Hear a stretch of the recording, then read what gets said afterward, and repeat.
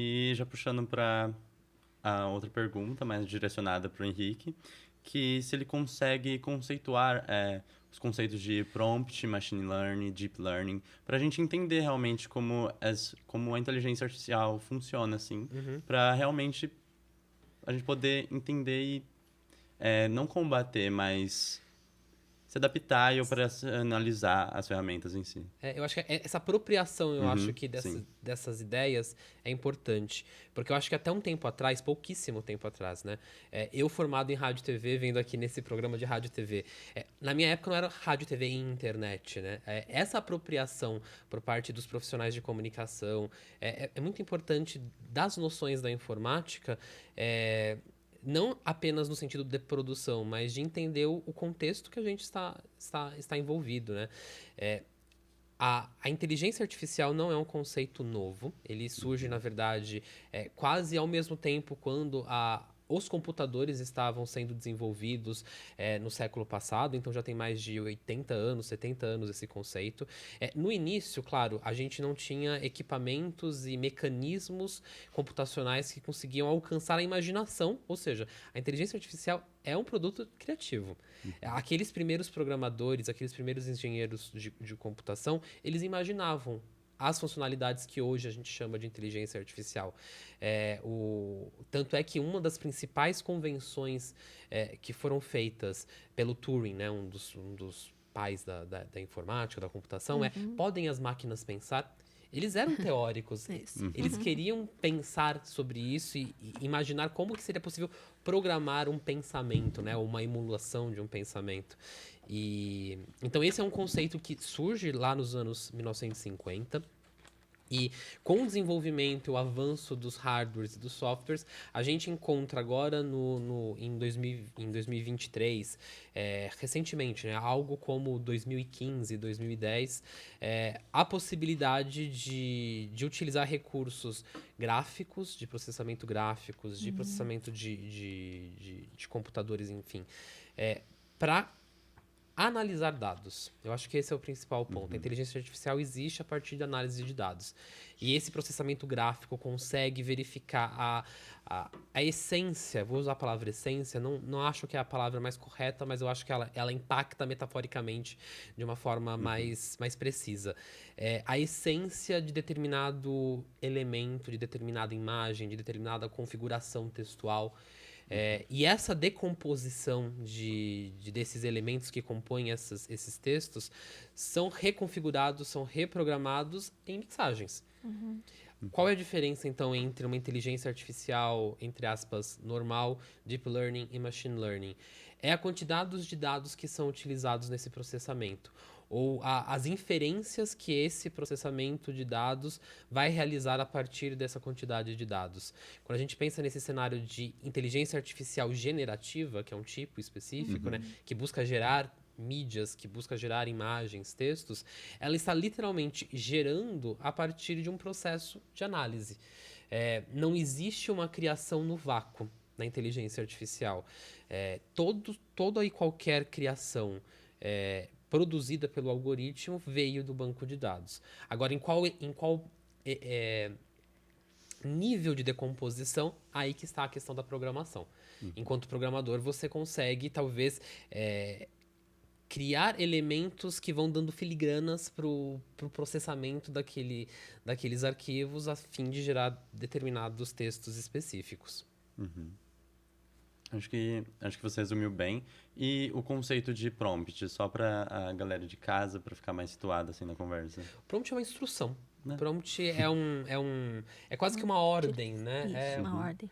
Mais do que uma instrução, né? É uma ordem. Eu acho que essa Eu acho que é uma ordem, né? Direcionamento muito, muito direto, né? E que exige, aí que tá também, exige um domínio de um outro sistema, né? Que é o sistema verbal escrito. Porque existem, claro, muitas formas de se comandar. Mas quando a gente busca um determinado resultado, esse comando tem que ser preciso, não em termos semânticos cotidianos nosso do dia a dia, mas como que aquela máquina foi programada. O que aquela máquina entende enquanto tons de verde. Sabe aquela diferença entre verde e azul que a gente fica em dúvida? Qual é essa diferença para o computador? Qual é o formato de determinada composição visual? Então, esse vocabulário, essa apropriação desse vocabulário é muito importante na hora de cogitar o prompt. Porque se eu não sei como se chama determinado movimento artístico, Certo. quero criar pedir lá pro DALL-E ou pro Midjourney, crie uma obra dadaísta. Se eu não sei o que é o dadaísmo, até eu conseguir explicar para o computador o que é o dadaísmo, eu vou ficar acerto e erro. Mas se eu tenho esse conhecimento, e a máquina também foi programada a entender o que é o dadaísmo, ou o realismo, ou o renascimento, aí talvez existe uma melhor sucesso, entre aspas, de se alcançar esse comando que foi pretendido pelo sujeito humano. Sim. Acho que você conseguiu resumir bem os conceitos. Além disso, existem diversos processos que atuam no campo da IA. Calma aí, Tá. Esse ocultamento dos métodos e análise de reconhecimento de dados tem sido progressivamente ressignificado pelo audiovisual e pela arte. Em referência ao Wilhelm Flusser, como podemos abrir essa caixa preta, entender a IA e poder trabalhar com ela sem essa opacidade que ela possui? Tá. A gente, no Lab Imagem, a gente ficou 2 anos estudando Wilhelm Flusser, né? E é um autor que foi, na verdade, revisitado recentemente, né? Wilhelm Flusser já há pelo menos uns 20 anos no Brasil, ele teve um momento muito presente, né? Inclusive veio ao Brasil, ficou na USP durante muito tempo. Então, o Wilhelm Flusser é muito próximo de nós, vamos dizer assim, em termos de pensamento também, né? Eu acho que não se trata apenas de ressignificar os dados, tá? Operados aí pela IA a partir dessa programação, e pode ser mais profunda, né? Pensando no Deep Learning, né? Uma coisa mais profunda, mas subverter. Então, acho que pensando no pensamento é bom. Observando o pensamento do Wilhelm Flusser, acho que alterar, fazendo... porque, assim, vamos pensar na máquina, fazendo apenas o jogo da máquina, você vai fazer o mais do mesmo, tá? Mas o que a proposta do Wilhelm Flusser era exatamente o artista atuar como um jogador, né? Ele até usa esse termo, né? Um jogador que busca de dentro do sistema, então, conhecendo e atuando através, né? E não se isolando, né? Não deixando de se apropriar, né? Das IAs, mas explorando a máquina e a sua lógica. Tá? Então, ele vai dizer que o jogador, né, vai promover situações que mostrem à sociedade e ao público a máquina e a lógica da máquina. Né? Então, abrir a caixa preta da IA, né, não é tão simples. É claro que não é mesmo. Porque se a gente pensar, toda a elaboração, todo o desenvolvimento está lá principalmente na mão das Big Datas, exatamente. Então, se a gente pensar também, por exemplo, os nossos celulares, né? Até bem pouco tempo atrás a gente abria os celulares, né? Tem alguns que agora, e outros que nunca a gente abriu. E agora, a grande maioria, conforme eles estão ficando mais elaborados, mais desenvolvidos, menos ainda que a gente abre, né? E eu sou de uma época que a gente desmontava tudo, assim, se abria, tirava a bateria, desmontava e tal. Então, acho que, não é claro, eu estou dizendo só de uma parte técnica do dispositivo, uma parte tal, mas tem uma parte muito mais subjetiva aí por trás disso, que é exatamente a programação e tal. Mas se você me perguntar como a gente pode abrir, né, hackear, né, que é o termo que você usou, e melhor entender os sistemas, eu penso que, e é a proposta que o Wilhelm Flusser faz a partir de uma atitude que os artistas têm, né, que é de subverter. Então, você vai usar, mostrar, revelar, apontar exatamente os vieses éticos que tem naquele dispositivo, a maneira como os algoritmos estão se comportando, por exemplo, aspectos estéticos, né? A estética algorítmica, que é uma estética enviesada, repleta, cheia de questões, de padrões, né, que principalmente também estão presentes na história da arte, por exemplo, em termos de imagem, né? Então, o que eu quero dizer de forma bem concreta, né? Quando acho que tem vários testes que faz, quando você pede um corpo feminino, automaticamente ele já sai, né? Uma mulher branca, né? Esguia dentro dos padrões de beleza, dentro dos padrões. Então, isso é um enviesamento estético que os algoritmos vão, né? Resultar, né? Resulta exatamente imagens que resultam desse enviesamento estético dos algoritmos, né? Então, eu acredito, assim, que a gente, o caminho ainda seria conhecer para subverter, ou pelo menos questionar. Eu acho que não dá para, ainda que você esteja no metaverso, trabalhando, ganhando um bom dinheiro com arte digital, mas eu acho que é importante ter essa consciência, né,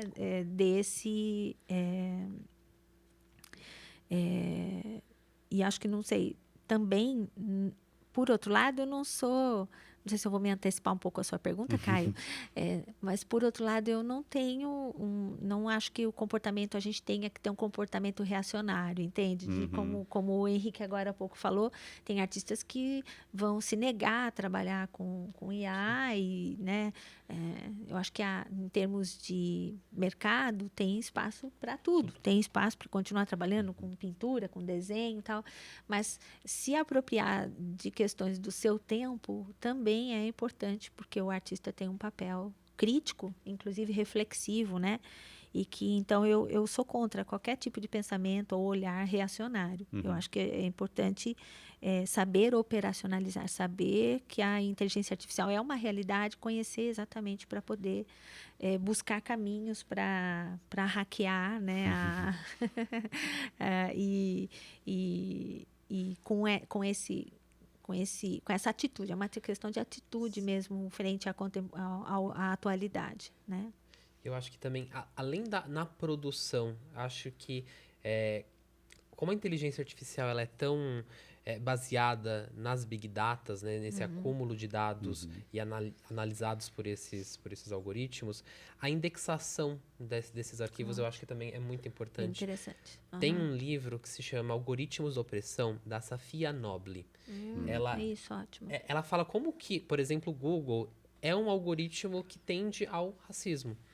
Porque todas as pesquisas voltadas ao corpo humano, a gente vai ter retornos diferentes para pessoas brancas e pessoas não brancas. E quase sempre para as pessoas não brancas é sexualizado ou estereotipado. Então, a indexação é importantíssima na inteligência artificial. E isso só é possível mobilizando grandes bancos de dados dos grandes players, ou seja, Microsoft, Apple. Então, isso é uma grande dificuldade. Quando a gente fala da caixa preta, claro que existe a caixa preta enquanto eu, programador, programei e guardei o meu segredo. Mas um outro grande ponto a gente está deixando que esse acúmulo de dados esteja acontecendo em pouquíssimos lugares. Na verdade, em um só. Exatamente. Califórnia. Está lá. É um lugar só. E na mão de 5 empresários. E, por exemplo, um caso que eu acho que assim, não tem a ver diretamente com a arte, mas eu acho que ilustra o poder. Há 4 anos, se não me engano, 3 anos, na verdade, o Tribunal de Justiça de São Paulo quis fechar um acordo com a Microsoft de utilizar os serviços de nuvem da Microsoft para o processamento de todos os casos jurídicos desse tribunal. Esse caso foi impedido pela Justiça Federal, porque se levantou a questão, se todos os processamentos desses arquivos jurídicos vão acontecer na Microsoft, eles não estão acontecendo fisicamente no Brasil. Exatamente. Se o governo norte-americano quiser pedir acesso aos dados, eles podem. Porque o arquivo fisicamente está no servidor dos Estados Unidos. Então, onde estão esses arquivos? Eu acho que essa é uma questão importante. Apesar dos arquivos serem virtuais, são arquivos, assim, são bytes, são gigas, são arquivos que a gente não toca, eles existem. Sim. Eu acho que esse acúmulo de dados é importante também nessa questão da caixa preta. E até puxando uma outra pergunta que você já até citou um pouco, se é possível uma IA ética, assim. em relação a esses bancos de dados. E se é possível, se existem exemplos disso em artistas e produtores audiovisuais. Eu acho que é possível, porque talvez a grande barreira é o processamento de dados. Porque, assim, uma coisa é processar dados enquanto eu, artista independente, tenho um computador, aluguei um servidor. Sim, com certeza. Eu consigo. Assim, mas é pequeno. Uhum. Se comparar com os grandes servidores, por exemplo, da OpenAI, que eu acho que esse é o maior player hoje de inteligência artificial, que é a proprietária do ChatGPT e do DALL-E, né? Se a gente for pensar, a OpenAI, ela é uma empresa que objetiva lucro, só que quem é proprietário da OpenAI é uma empresa que não objetiva lucro. É uma estrutura muito curiosa, porque normalmente é uma empresa que objetiva lucro, que tem uma fundação que tem por objetivo, sei lá, compartilhar conhecimento, gerar pesquisa. Nesse caso é o contrário. Eu tenho uma fundação que tem por objetivo o desenvolvimento de pesquisa que tem um braço comercial. Eu acho que isso é muito curioso, porque aí permite com que players do mercado como a Microsoft investam 13 bilhões de dólares nisso. Como que nós, artistas, nós, produtores de conteúdo, vamos competir com o avanço de 13 bilhões de dólares que já está respaldado por uma fundação de pesquisa? Então, é claro que eu, Henrique, posso programar uma inteligência artificial a partir de um banco de dados diverso, ou que tem as características que a gente, em comum acordo, considerar, socialmente, em comum acordo, considerar corretas. Mas se isso não for uma política pública, eu acho muito inviável a gente pensar nesse assunto. Por isso a importância de se organizar coletivamente, né? E ter uma pressão mesmo, uma presença em órgãos que legislam e que organizam isso, né? Esse campo, né? Acho importante. Com relação à ética, né? Eu trouxe um exemplo de uma obra, uma artista que eu também pesquisei recentemente, que me chamou muita atenção, né? Ela é norte-americana, né? Mora em Nova York e, além de artista, ela também é pesquisadora em direitos humanos. E ela criou, ela se chama Caroline Sanders, né? A Caroline criou uma espécie de uma plataforma, já que a gente está falando nessa ideia de plataforma, né? Que é chamada Feminist Dataset. E a Feminist Dataset vai exatamente interrogar cada etapa do processo de inteligência artificial, tá? Então, que inclui, né, essas etapas, né? Então, ela é uma espécie de um projeto, né? Então, elas oferecem... Você falou assim, mas isso é obra de arte? É o que a gente chama de arte contextual. É um campo da arte contemporânea, que chama arte contextual. E a Caroline Sanders é uma mais, assim... bastante ativa em termos desse campo da arte contextual.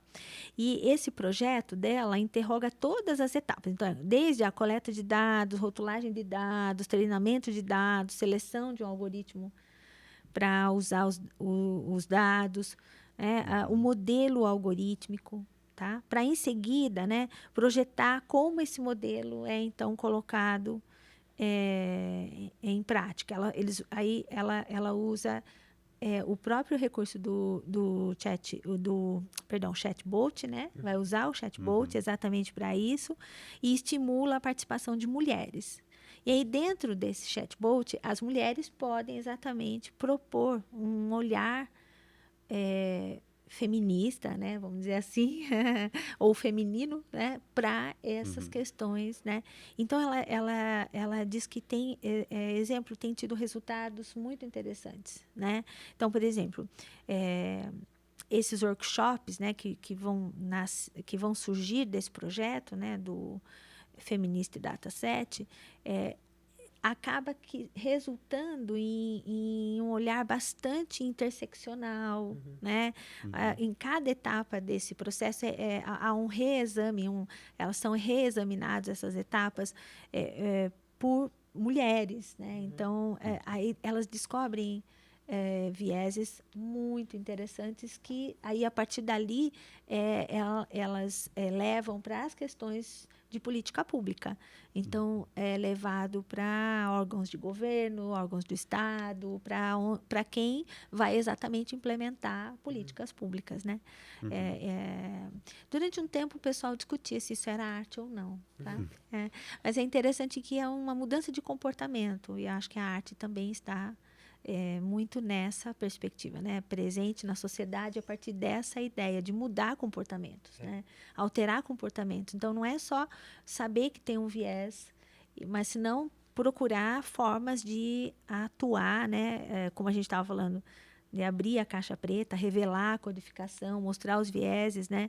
Que estão presentes nessas diferentes etapas de processamento de dados, né? E usar para isso esses processos exatamente do machine learning, do deep learning, exatamente a favor, né, dessa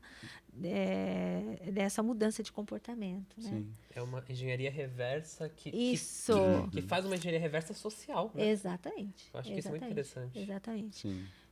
Quase uma tecnologia social mesmo, é isso que o Henrique tá comentando, né?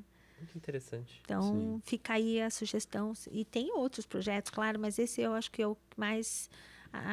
se a gente pensar em termos desses vieses éticos, onde o artista tem atuado em termos de uma mudança, né? Quase interferindo mesmo, né? no cotidiano de aplicação da inteligência artificial. Né? Sim. E agora vamos para um breve intervalo e logo estaremos de volta.